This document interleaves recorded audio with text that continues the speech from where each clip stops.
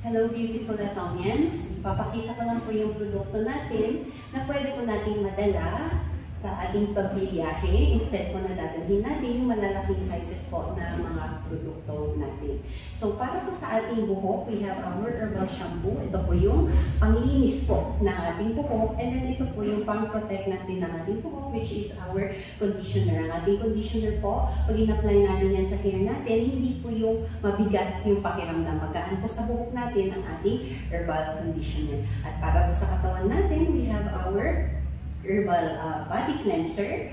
A small amount of this goes a long way. Tapos nakakalambot po sa ating skin. Especially po doon sa may mga skin troubles, nakakatulong po ang ating herbal body cleanser. Same with our body lotion. Ito din po, I had a ringworm before at ito po yung nakakontrol, nakamanage nun. And then, hindi po siya malagkit.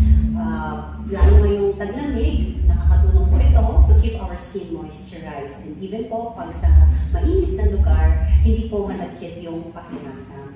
And then, para sa ating mukha naman po, everyday din po natin gagamitin ito. This will be the oily cleanser para po linisin yung mga oily products na nilagay natin sa ating mga mukha, and even our makeup, and then yung natural oil na rin sa ating face na naiproduce ng ating skin. And then after this, we use our foam cleanser. This is concentrated foam, kaya matipid po ang gamitin ito. So instead po na dalhin yan, pag bumiyahe tayo, ito na lang po para hindi po natin bitbit ang bigat ng mundo sa ating bag at tuwing tayo ay bumibiyahe. So very convenient po ito. So please grab yours now.